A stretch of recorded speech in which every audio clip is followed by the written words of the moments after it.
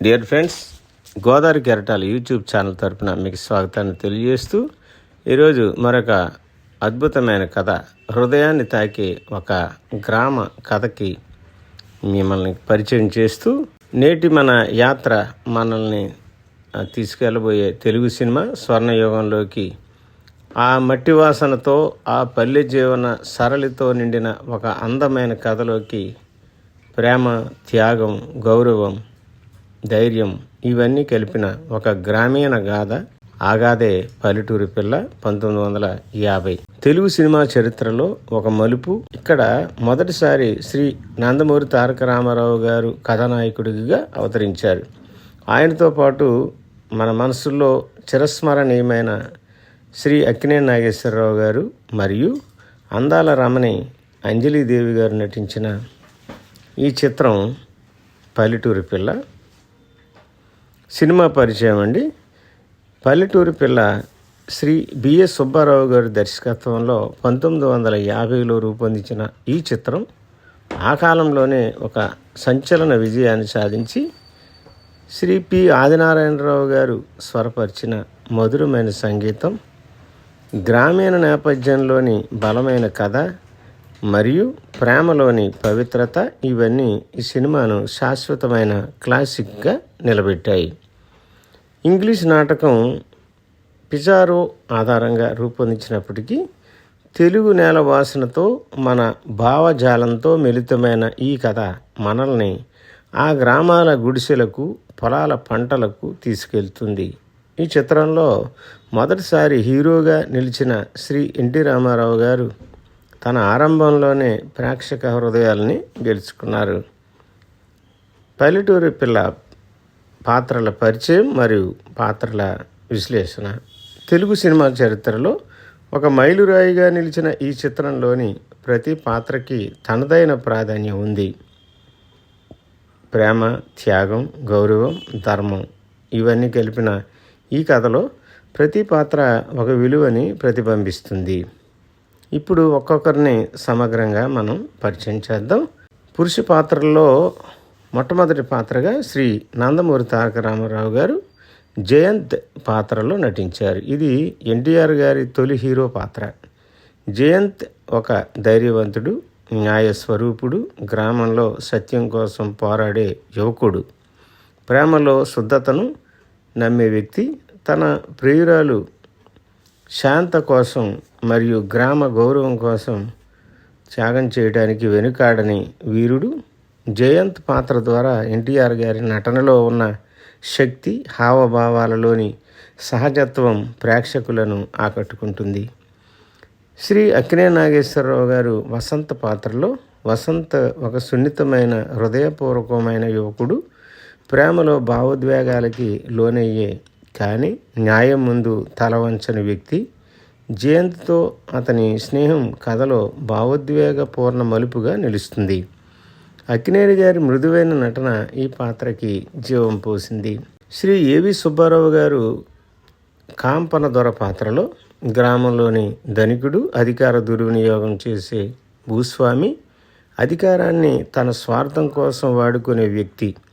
జయంత్ ధైర్యానికి, వసంత్ న్యాయపరమైన ఆలోచనలకి అతను ప్రతినాయకుడిగా నిలుస్తాడు. శ్రీ ఎస్వి రంగారావు గారు దాత్ర పాత్రలో దాత్ర ఒక జ్ఞానవంతుడు, గ్రామ పెద్ద.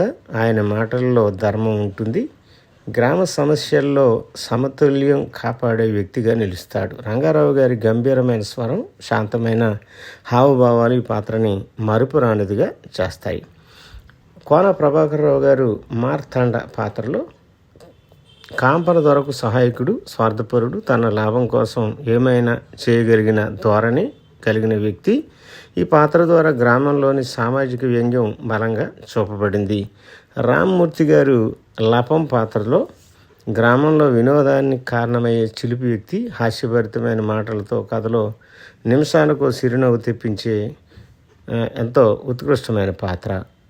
సేతురామయ్య గారు దపం పాత్రలో లవం స్నేహితుడు, హాస్య భాగంలో భాగస్వామి. ఈ ఇద్దరి జంట సినిమాలోని తీవ్రతను సమతుల్యం చేసే నవ్వుల క్షణాలు అందిస్తుంది.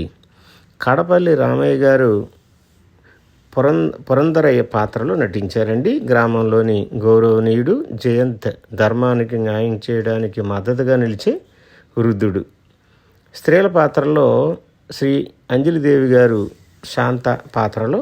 శాంత ఈ చిత్రానికి హృదయం, ప్రేమలో పవిత్రత, ఆత్మగౌరవం, త్యాగం ఇవన్నీ ఆమె రూపంలో ప్రతిబింబిస్తాయి. జయంత్పై ఉన్న ప్రేమతో పాటు ఆమెలో ఉన్న ధైర్యం, సద్గుణం కథకి ప్రాణం పోస్తుంది. అంజలిదేవి గారి అమాయకత, కన్నుల్లోని భావ ప్రకటన ఈ పాత్రని సజీవంగా మార్చాయి. లక్ష్మీకాంత్ గారు రజని పాత్రలో వసంత్తో అనుబంధం కలిగిన యువతి, సున్నితమైన మనసు కానీ పరిస్థితుల వల్ల కఠినంగా మారిన పాత్ర. ఆమె భావోద్వేగ మార్పులు కథలో కీలకమైన మలుపుని తెస్తాయి. బాల సరస్వతి గారు సాంబ పాత్రలో నటించారు. శాంతకి స్నేహితురాలు, ఆమెతో ఉన్న బంధం కథలో భావోద్వేగ సహజత్వాన్ని పెంచుతుంది. బేబీ మల్లిక శశి పాత్రలో. శాంత చిన్ననాటి రూపం, అమాయకత్వం, నిర్దోషిత్వం తద్వారా కథ ఆరంభం నుంచే ప్రేక్షక హృదయాన్ని తాగుతుంది. హేమలత గారు వసంత తల్లి పాత్రలో తల్లితనానికి ప్రతీక, తన కుమారుడి జీవితాన్ని సన్మార్గంలో నడిపించే ఒక దయామూర్తి. కనకం, సీత సహాయ పాత్రలు గ్రామ జీవితంలో సహజత్వాన్ని తీసుకువచ్చే చిన్న కానీ ప్రభావవంతమైన పాత్రలు. పల్లెటూరి పిల్ల కథా సారాంశం. శాంత అనే అందమైన గ్రామ బాలిక తన బంధువు వసంతతో కలిసి పెరుగుతుంది. చిన్నప్పటి నుంచే వసంతకు శాంతపై ప్రేమ ఉన్న ఆమెకి ఆ విషయం తెలియదు. ఇదే సమయంలో సమీప గ్రామాలను తరచుగా దోచుకునే దొంగ కాంపన్న దొర భయంకరుడిగా పరిచయం అవుతాడు. ఒకరోజు దొంగల దాడిలో శాంత ధైర్యంగా ఎదురోడి కాంపన్న దొర ప్రధాన సహాయకుడు జయంత్ను చెంపదెబ్బ కొడుతుంది. తన జీవన విధానం, జీవన విలువలపై శాంత చెప్పిన మాటలు జయంత్ను మానసికంగా కదిలిస్తాయి. ఆమె ధైర్యం, నిజాయితీ చూసి జయంత్ తన దోపిడీ జీవితాన్ని వదిలివేయాలని నిర్ణయిస్తాడు. ఈ కారణంగా జయంత్కి మరియు కాంపన్న దొరకి మధ్య విభేదాలు ఏర్పడి జయంత్ను బంధిస్తాడు. అయితే వారి గుంపులోని దాత్ర అనే వృద్ధుడి సహాయంతో జయంత్ తప్పించుకొని శాంత గ్రామానికి చేరుకుంటాడు. ఇక్కడ ఆ సందర్భంలో వసంత్ మరియు శాంతాని ఎద్దులు దాడి చేసినప్పుడు కాపాడి గ్రామస్తుల మనసులను గెలుచుకుంటాడు. ఆ తరువాత గ్రామంలో తాను నేర్చుకున్న యుద్ధ కళలు, రక్షణ పద్ధతులు ప్రజలకు నేర్పుతూ వారిలో ధైర్యం నింపుతాడు. ఈ సమయంలో శాంత జయంత్ను ప్రేమించడం ప్రారంభిస్తుంది. శాంత ప్రేమ విషయాన్ని తెలుసుకున్న వసంత్ మొదట కోపంతో జయంత్ను ఎదుర్కొంటాడు. కానీ ఆమె నిజమైన ప్రేమను గ్రహించిన తరువాత వారిద్దరిని కలిపేస్తాడు. కొద్ది కాలానికి కాంపన్న దొర తన ప్రతీకారం తీర్చుకోవడానికి గ్రామంపై దాడి చేసి దాత్రను హతమారుస్తాడు. అయితే గ్రామ ప్రజల ఐక్యతతో అతన్ని ఓడిస్తారు. కాలం గడుస్తుంది. శాంత ఒక బిడ్డకి జన్మనిస్తుంది. ఒక పండుగ సందర్భంలో సంతోషం నిండిన సమయంలో కాంపన్న దొర తిరిగి పన్నాగం వేసి జయంత్ని అపహరిస్తాడు. ఈ విషయం తెలిసిన శాంత తీవ్ర ఆవేదనతో వసంతను నిందిస్తుంది. వసంత్ తన ప్రాణాలని పణంగా పెట్టి జయంత్ని రక్షించడానికి బయలుదేరతాడు. ఇదే సమయంలో శాంత కూడా తన భర్త కోసం వెతుకుతూ వెళ్తుంది. కాంపన్న దొర మనుషులు ఆమె బిడ్డను పట్టుకుంటారు. చివరికి వసంత్ ధైర్యంగా వారిని ఎదిరించి శాంత మరియు జయంత్ను రక్షించి తన ప్రాణాలని త్యాగం చేస్తాడు. మరణించే ముందు కాంపన్న దొరను క్షమించు, అతనిలో పశ్చాత్తాపం కలిగిస్తాడు. చివరగా వసంత్ ఆత్మ గ్రామ ప్రజలు ఆశీర్వదిస్తూ గ్రామం శాంతి, ప్రేమతో నిండిన ప్రదేశంగా మారుతుంది. పల్లెటూరు పిల్ల 1950లో అనేక మలుపులు, ప్రధాన ఘట్టాలు ఉన్నాయండి. వాటిలో కొన్నిటిని మనం చూద్దామండి. వసంత్ ప్రేమ మౌనమైన ఆరంభం. శాంత చిన్ననాటి నుండి వసంత్తో పెరుగుతుంది. ఆమెకు తెలియకుండానే వసంత్ ప్రేమలో పడతాడు. ఇది కథలో మొదటి భావోద్వేగ మలుపు. రెండో సన్నివేశంలో కాంపన ద్వారా దాడి, శాంత ధైర్యం. కాంపన ద్వారా దాడి సమయంలో శాంత ధైర్యంగా ఎదురోడి జయంత్కు చెంపదెబ్బ కొడుతుంది. ఇది కథలో జయంత్ జీవితాన్ని మార్చే సన్నివేశం. జయంత్లో మార్పు, దొంగ నుండి మనిషిగా మారటం. శాంత మాటలతో ప్రేరణ పొందిన జయంత్ తన దోపిడీ జీవితాన్ని వదిలి మార్పు దిశగా పయనిస్తాడు. ఇది కథలో ప్రధానమైన మానసిక మలుపు. మరొక సన్నివేశంలో కాంపన ద్వారా జయంత్ మధ్య విభేదం. జయంత్ మారిపోవడాన్ని సహించలేక కాంపన ద్వారా అతన్ని బంధిస్తాడు. ఇది కథలో విరోధాల మధ్య ఉద్రిక్తతను పెంచే ఘట్టం. మరొక సన్నివేశంలో జయంత్ తప్పించుకొని గ్రామంలో ప్రవేశం. దాత్రా సహాయంతో జయంత్ తప్పించుకొని శాంత గ్రామానికి వస్తాడు. అక్కడ అతను గ్రామస్తుల విశ్వాసాన్ని గెలుచుకుంటాడు. ఇది కథకి కొత్త దిశను తెస్తుంది. మరొక సన్నివేశంలో శాంత ప్రేమ జయంత్పై మొలకెత్తడం. జయంత్ ధైర్యం, నిజాయితీ చూసి శాంత ప్రేమలో పడుతుంది. ఇది ప్రేమ త్రిభుజం ప్రారంభమైన క్షణంగా మనం వర్ణించవచ్చు. మరొక సన్నివేశంలో వసంత త్యాగం, ప్రేమను అర్థం చేసుకోవడం. శాంత ప్రేమను అర్థం చేసుకున్న వసంత్ తన ప్రేమను త్యజించి వారిద్దరిని కలిపేస్తాడు. ఇది కథలో అత్యంత భావోద్వేగ మలుపు. మరొక సన్నివేశంలో కాంపన ద్వారా ప్రతీకారం, గ్రామంపై దాడి. దాత్ర మరణం, గ్రామంపై దాడి కథలో ఘర్షణని అత్యున్నత స్థాయికి తీసుకెళ్తుంది. గ్రామ ప్రజలు ఏకమై అతన్ని ఓడిస్తారు. మరొక సన్నివేశంలో జయంత్ అపహరణ, వసంత ధర్మయుద్ధం. కాంపన దొర కుట్రలో జయంత్ పట్టుబడతాడు. శాంత వసంతను నిందించగా వసంత్ తన ప్రాణాలని పణంగా పెట్టి జయంత్ను రక్షించడానికి బయలుదేరటం ఈ సన్నివేశంలో మనం చూస్తాం. మరొక సన్నివేశంలో వసంత త్యాగం, క్షమ సందేశం. చివరికి వసంత్ తన ప్రాణాలను అర్పించి శాంత జయంత్ బిడ్డను రక్షిస్తాడు. మరణానికి ముందు కాంపన దొరను క్షమించు, అతనిలో పశ్చాత్తాపం కలిగిస్తాడు. చివరగా వసంత్ ఆత్మ గ్రామాన్ని ఆశీర్వదిస్తుంది. పల్లెటూరు పిల్ల 1951లో విడుదలైనటువంటి ఈ సినిమాకు వచ్చిన అవార్డులు, వెనుక కథలు, చిత్రీకరణ విశేషాలు, అరుదైన సంఘటనలు మనం చూద్దామండి. అవార్డులు మరియు గుర్తింపులు. పల్లెటూరు పిల్ల 1950వ సంవత్సరంలో విడుదలై ఆ సంవత్సరంలోని అతిపెద్ద హిట్ చిత్రంగా నిలిచింది. ఈ చిత్రం ద్వారా నందమూరి తారక రామారావు గారు మొదటిసారి హీరోగా నటించి వెంటనే తెలుగు సినీ ప్రపంచంలో స్టార్గా ఎదగటం ఈ సినిమా నుంచి ప్రారంభమైంది. శ్రీ బిఎస్ సుబ్బారావు గారు దర్శకత్వం మరియు నిర్మాణం రెండింటినీ అద్భుతంగా సమన్వయపరిచారు. దీనివల్ల ఆయనకి కథానాయకుని పుట్టిన దర్శకుడు అనే బిరుదు వచ్చింది. తరువాత ప్రేక్షకుల నుండి అభినందనల వర్షం కురిచిన ఈ చిత్రం సంవత్సరంలోని అత్యధిక వసూళ్లను సాధించిన తెలుగు సినిమాగా నిలిచింది. ఈ సినిమా వెనుకున్నటువంటి కథలు.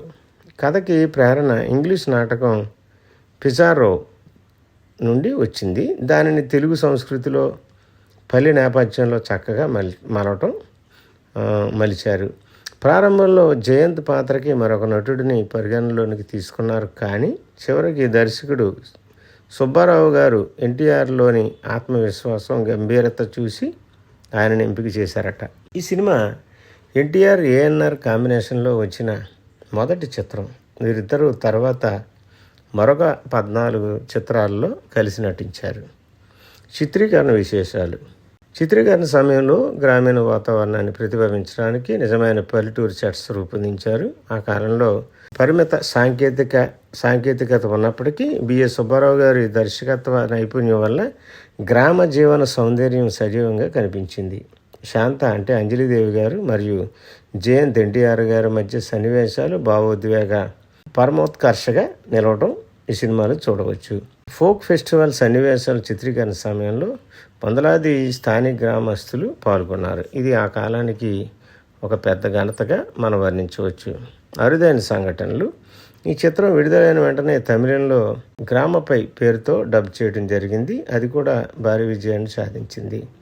ఆ తర్వాత ఈ సినిమాని 1955లో హిందీలో ఇన్సానియత్ పేరుతో మళ్ళీ తెరపైకి ఎక్కించారు. ఇందులో దిలీప్ కుమార్ గారు, దేవ్ ఆనంద్ గారు, బీనా రాయ్ గారు నటించడం జరిగింది. ఎన్టీఆర్ గారు మొదటి రోజునే చిత్రంలోని సన్నివేశాల కోసం రాత్రిపూట నిరంతరంగా రిహార్సల్ చేశారట. ఆయన కృషి ఈ చిత్రాన్ని మరి ఎంతో ప్రాముఖ్యత కలిగిన చిత్రంగా ఈ రోజుకి నిలబెట్టింది. సంగీత దర్శకులు శ్రీ పి ఆదినారాయణరావు గారు గ్రామీణ భావజాలాన్ని ప్రతిబింబించే పాటలకి జానపద స్వరాలు మేళవించారు.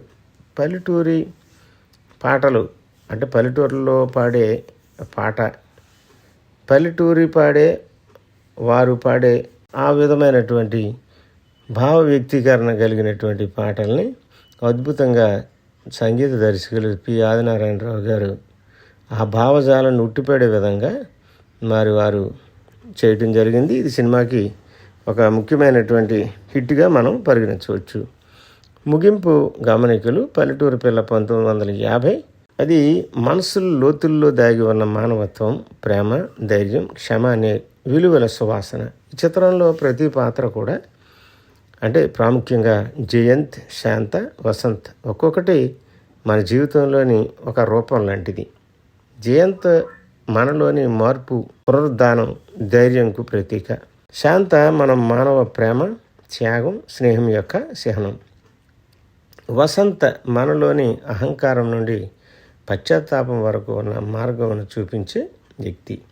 దర్శకుడు శ్రీ బిఎస్ సుబ్బారావు గారి నైపుణ్యంతో పల్లె జీవితం తెరపైకి వచ్చి జీవం పోసుకుంది. ఎన్టీఆర్ మరియు అంజలిదేవి గారి జంట తెలుగు సినీ ప్రేక్షకుల హృదయాలలో చిరస్థాయిగా నిలిచిపోయింది. ఈ చిత్రం చూపించిన సందేశం ఏమిటంటే అసలు మనిషి పుట్టుకతో గొప్పవాడు కాదు, తన మార్పుతో, తన మనసుతో, తన మంచితనంతో గొప్పవాడు అవుతాడనేది ఈ థీమ్. పల్లెటూరు పిల్ల అనేది తెలుగు సినిమా చరిత్రలో ఒక స్వర్ణ అక్షరంగా నిలిచిపోయిన చిత్రమై ఇప్పటికీ ప్రతి తరానికి సామాన్యుల గౌరవం, ప్రేమ యొక్క పవిత్రత, జీవిత విలువల గుర్తిస్తూనే ఉంటుంది. ఇది కేవలం ఒక సినిమా కథగా కాకుండా మన తెలుగు మనసుకు అద్దం పట్టిన అజరామర గాథగా మనం వర్ణించాలి. డియర్ ఫ్రెండ్స్, ఇంతవరకు పల్లెటూరు పిల్ల తెలుగు సినిమా చరిత్రలో ఒక స్వర్ణ అక్షరంగా నిలిచిపోయినటువంటి ఈ సినిమాని మీ ముందుకు తీసుకురావడం జరిగింది. ఇలాగే అనేక అద్భుతమైన గాథలు అంటే మన జీవన విధానాన్ని ప్రతిబింబించే అనేక అద్భుత సినీ గాథలను ప్రతిరోజు కూడా మేము ముందుకు తీసుకొస్తూ ఉన్నాం. మీరు కూడా మమ్మల్ని ఎంతగానో ఆదరిస్తున్నందుకు ప్రతి ఒక్కరికి కూడా పేరు పేరున ధన్యవాదాలండి. మరి మా గోదావరి కెరటాలు యూట్యూబ్ ఛానల్ని ఇంకా సబ్స్క్రైబ్ చేయాల్సినటువంటి వారు సబ్స్క్రైబ్ చేయాల్సిందిగా ఈ ఛానల్ని ముందుకు తీసుకెళ్ళాలని మిమ్మల్ని అందరినీ కూడా అభ్యర్థిస్తూ థ్యాంక్ యూ ఫ్రెండ్స్.